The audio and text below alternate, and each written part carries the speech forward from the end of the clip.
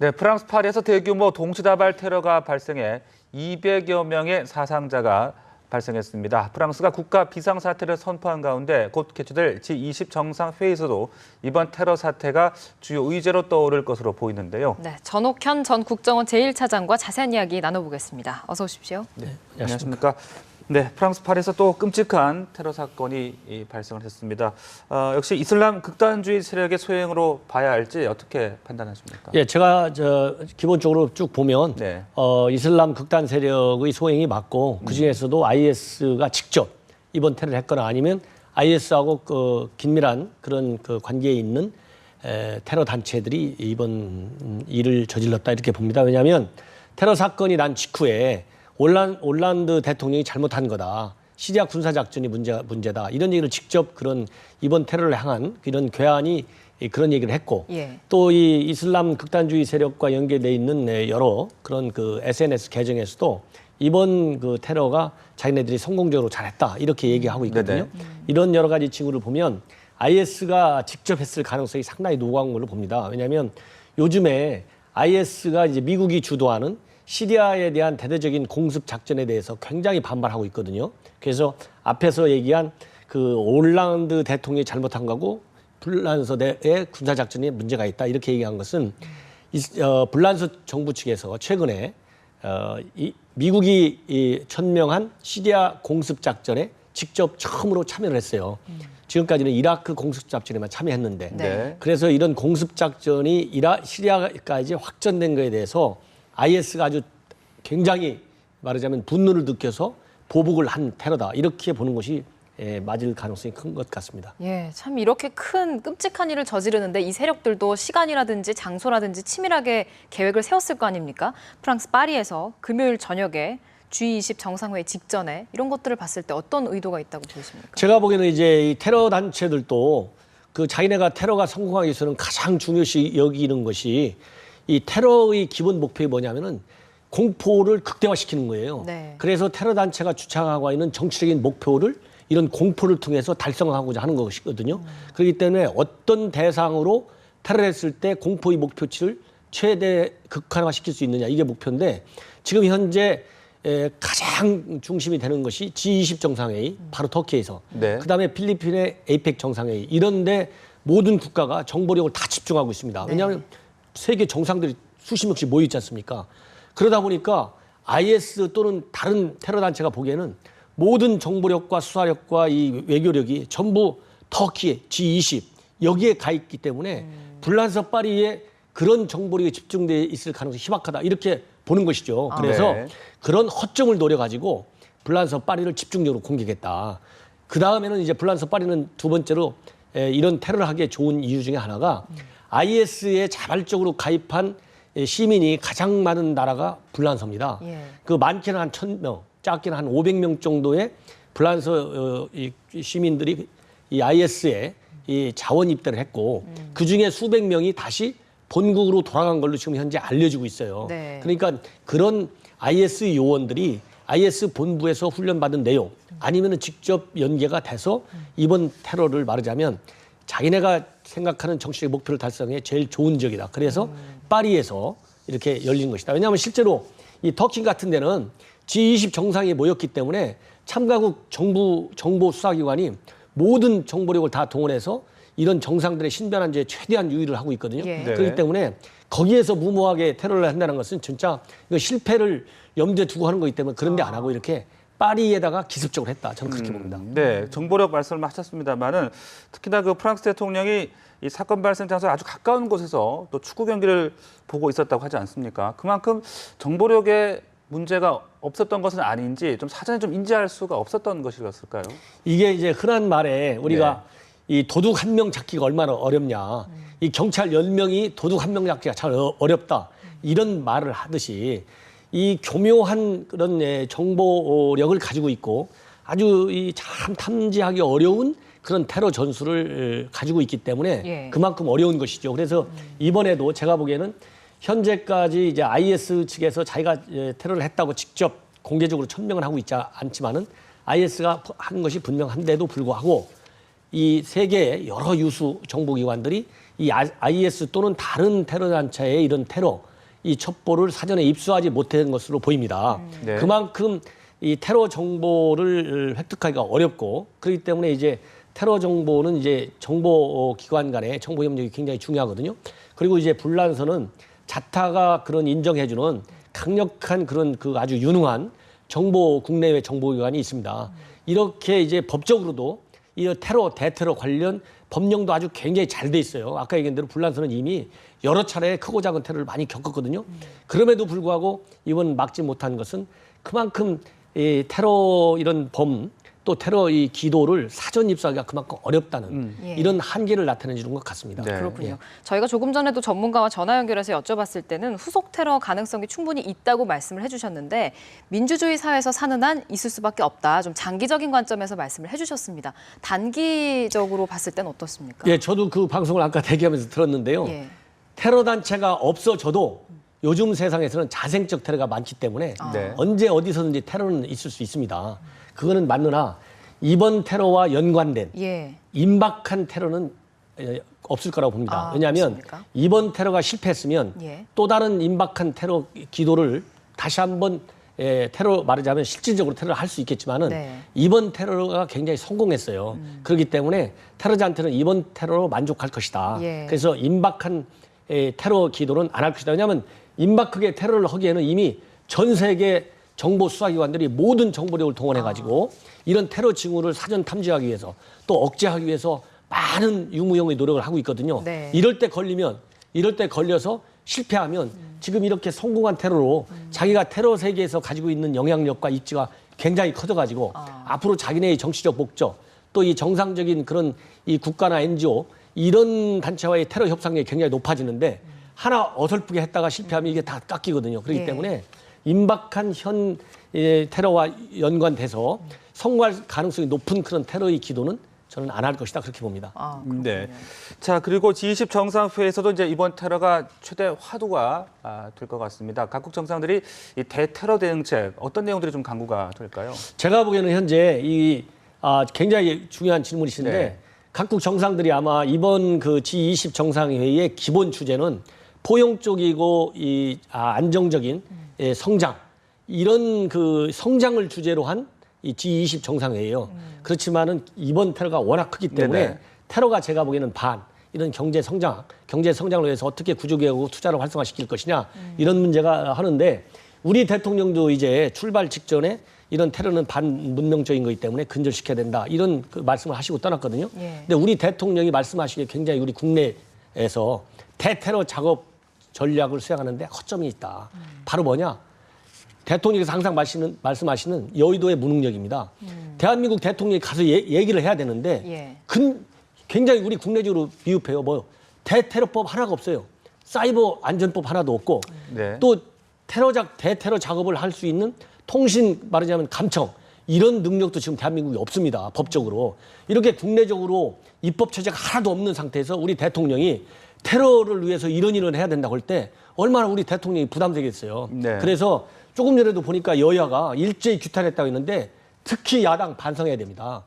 아니 파리에서 일어난 테러 사건에 대해서 우리 국민이 다쳤는지 안 다쳤는지 관심 있고 저런 많은 파리 시민들이 다친 거에 대해서 유감을 표하고 근절돼야 된다 하면서 국내에서는 이런 대테러 작전을 할 수 있는 법적 조치를 하나도 안 취하면서 어떻게 저런 성명이 나올 수 있느냐. 어떻게 우리 대통령이 정상회의를 하는데 대테러 작업 잘해야 된다고 무슨 말씀을 하겠습니까? 네. 그래서 이럴 때 정치권이 불란서에서 일어난 테러를 걱정을 하는 것까지 좋은데 대한민국에서의 대테러 작업을 제대로 할 수 있게 입법 조치를 빨리 해야 된다 이런 말씀을 드리고 싶습니다. 네. 예. 근데 G20 이야기가 나왔으니까요. 이제 다자회의 관련해서 질문을 좀 드리겠습니다. 박근혜 대통령이 오늘 출국을 했는데 일본 아베 총리하고 다시 한번 양자회담을 할 수 있을까 하는 부분이 주목이 됐습니다만 일본에서 만났으니까 이제 됐다라고 선을 그었습니다. 이거 어떻게 보십니까? 제가 보기에는 이제 그만큼 아베 수상의 입지가 국내외적으로 굉장히 협소해졌다.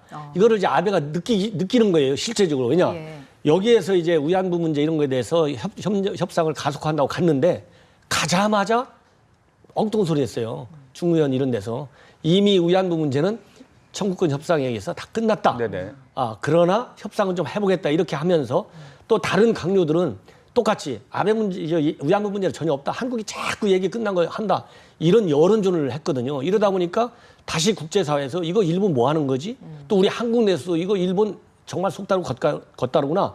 이런 비판의 소리가 굉장히 높아졌어요. 네. 그러다 보니까 자기가 저런 다자 정상회에서 우리 대통령을 만났을 때 위안부와 관련돼서 어떤 전향적인 입장, 또 우리 대통령과 약속한 얘기에 대해서 후속적인 어떤 발언을 할 만한, 말하자면 얼굴이 안 되는 거죠. 그러다 보니까 아예 네. 정상회담이 열리기도 전에 만날 계획이 없다 이렇게 딱 잘라 말한 것 같습니다. 네, 또 박 대통령이 아베 총리에게 다시 한번 위안부 문제 해결에 나설 것을 적극 촉구를 하면서 특히 그 결단이라는 표현을 썼더라고요. 예.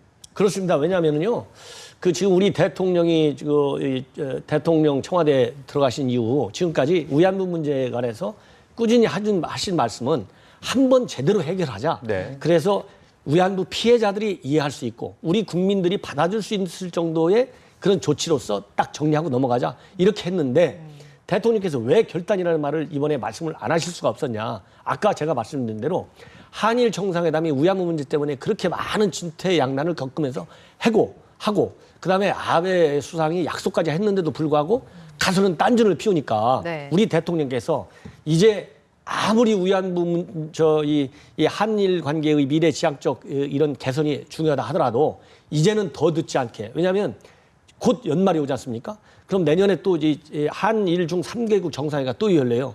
그럼 그때 가서 한일 정상회담을 해야 되는데 이런 상태로 가다 보면은 내년 한일 정상회담, 한일 중 3국 정상회담 할 때까지 위안부 문제에서 실질적인 진전을 기대하기가 어렵다. 예. 그래서 다시 한번 단호한 목소리로 대통령께서 촉구한 것이고, 네. 그리고 결단과 그런 그 용어와 관련해서 우리가 꼭 짚어야 할 점은 이번에 제가 보기에는 우리 대통령이 굉장히 강하게 얘기한 톤 중에 하나가 뭐냐, 세계적인 정세에도 맞게 해결해달라 그랬어요. 예. 이 얘기는 바로 뭐냐면 위안부 문제는 단순하게 한일 양자 간의 문제가 아니고 위안부 문제라고 하는 것은 국제사회에서 여성의 보편적 인권과 관련된 인류의 자연권적 인권의 핵심 부분이다. 말하자면 위안부 문제가 요새 용어로 치면 아무 무고한 여성에 대한 테러 행위나 마찬가지입니다. 지금 아베도 가서 테러 규탄할 거 아니겠습니까? 그 옛날 그 전쟁 위안부 시대 때 여성 인권에 대한 테러 행위예요. 그렇기 네네. 때문에 이런 세계적 정서, 즉 보편적 인권의 개념으로서 이 위안부 문제에 대해서 결단을 내려가지고 제대로 해결하자, 이거를 강조한 것으로 보입니다. 알겠습니다. 네. 이번에 다자 정상회의는 일본뿐만 아니라 이제 여러 나라 정상들이 참석을 하기 때문에 좀 더 폭넓은 의제들이 논의가 될 것 같은데 어떤 외교 전략을 구사해야 된다고 보시는지요? 글쎄요, 제가 보기에는 이제 이런 말씀을 드리고 싶습니다. 왜냐하면 우리 박근혜 정부도 이제 임기 중반에 들어섰기 때문에 이런 또 다자 정상회의가 연거푸 그냥 릴레이로 세 군데서 열리거든요. 네. 그래서 이런 선택과 집중을 잘해야 된다. 아. 어떤 의제가 우리 국익과 직접적으로 연결되는지. 그래서 국익과 연결되는 대한민국의 위상과 연결되는 그런 직접적 어젠다. 네. 또 우리 대통령의 그런 이 국제적인 리더십, 이런 거를 보여줄 수 있는 어젠다에 대해서 선택과 집중 전략으로 확실하게 우리의 외교적인 이니시어티브를 셀링하는 그런 기회로 삼아서 보다 적극적으로 개입해야 되는 거 아니냐. 예. 그러는 것이 가장 중요하다, 이런 말씀을 드리고 싶습니다. 네. 네. 박근혜 대통령이 어제 또 하나의 발언이 또 주목을 받았습니다. 북핵 문제가 해결되고 남북 관계가 진척된다면 남북 정상회담을 못할 이유가 없다라고 말을 했거든요. 이 발언은 어떻게 해석을 해야 되는 겁니까? 제가 보기에는 이제 남북 정상회담을 못할 이유가 없다고 하는 것은 현 우리 대통령의 기본 그 입장입니다. 왜냐하면 우리가 남북 정상회담을 아니거나 못할 이유가 없죠. 왜냐하면 우리는 언제든지 항상 문은 열어놨습니다. 당국 대화의 문도 열려 있고 정상 간의 대화도 문이 열려 있다. 그러나 북한이 그 말 속에는 이면에 김정은이가 진정성을 가지고 남북 정상회담을 할 정도로 김정은 체제가 안정돼 있다거나 네. 또 김정은이가 진정성을 가지고 남북 대화를 추구한다거나 예. 이렇게 믿기에는 여러 가지 많은 의혹이 있다. 그러니 김정은이가 보다 진실성 있게 남북 대화를 추진하면 우리가 화답할 수 있다. 이런 의미가 담겨져 있는 걸로. 예. 그래서 오히려 김정은이가 남북 정상회담을 추진할 때 네. 어설프게 무슨 조건 같은 거 걸지 말고 아. 진정성 있는 남북 대화, 진정성 있는 한반도의 평화 통일 문제, 이런 거를 논의하는 것이 바람직하고 정도다. 이런 거를 강조하는 메시지로 저는 해석이 됩니다. 그렇군요. 박근혜 대통령이 제시했던 두 가지 조건, 북핵 문제 해결하고 남북 관계 진척인데 이게 어느 정도 진척돼야 진척으로 보는지, 어느 정도 해결돼야 해결로 보는지 교수님께서 생각하시는 기준은 어느 정도입니까? 글쎄요, 이제 저도 뭐 이제 과거에 그런 일들을 쭉 해왔기 때문에 네. 이런 그 일을 할 때 가장 중요한 것은 정책의 일관성입니다. 예. 그럼 이제 북핵 문제에서 지금 말씀하신 대로 어느 정도 진전이 있어야 하느냐. 네. 이거는 북핵 문제의 우리가 중요한 당사국도 되지만은 주도적 역할을 해야 되는데 네. 주도적 역할을 할 때는 한미 공조가 가장 기본 라인이거든요. 그럼 바텀 라인이 바로 그건데 뭐냐. 북한이 이미 약속한 수십 차례 약속했지 않습니까? 이미 약속한 비핵화의 선행 조치를 반드시 해야 된다. 그럼 비핵화의 선행 조치는 핵과 미사일을 발사, 실험 이런 걸 유예를 하고 예. 그리고 북한이 절대 받아들이지 않고 있는 국제 원자력 기구 IAEA의 사찰단을 받아들여 가지고 현 상태에서 동결 조치를 해야 된다.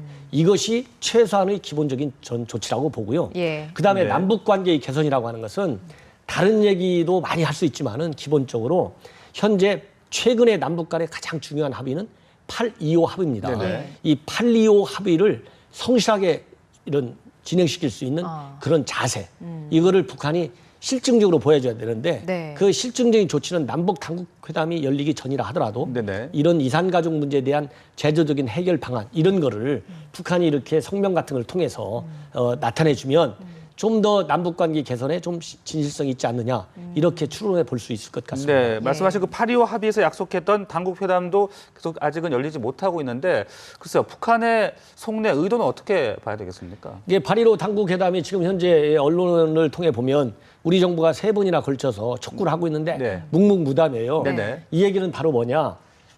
김정은이가 이렇게 대남 전략을 추구하는 데 있어서 빼놓지 않고 하고 있는 것이 뭐 기만 전략도 있고 이런 도발 전략도 있고 뭐 이렇게 거짓말하는 것도 있고 많이 있는데 우리가 계속 답답하게 만드는 거예요, 한국이. 그러니까 우리가 벌써 몇 번 전화를 좀 그거 받아갔냐? 우리가 준 전령 받아갔어. 그러니까 평양에서 받으라는 말이 없어서 못 받겠어. 이렇게 하고 있잖아요.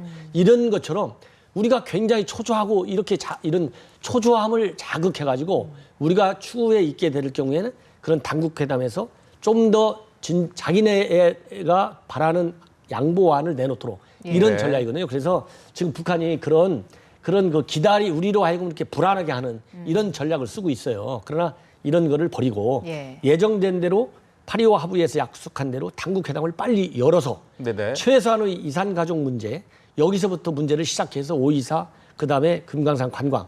지금 현재 우리 정부는 이미 남북 당국 간 대화가 열리면 어떤 의제가 됐든 모든 의제를 한 테이블에 올려놓고 포괄적으로 협의할 준비가 돼 있다. 네. 이미 이렇게 발표를 했어요. 네네. 이렇게 발표를 했기 때문에 북한이 더 이상 머뭇거리지 말고 당국 회담에 그냥 빨리 두르는 것이 북한이 살 길이다. 자기가 이렇게 남북 간의 일정한 수준의 진도를 나가는 것이 김정은이가 내년 5월 달에 개최하고자 하는 당대회.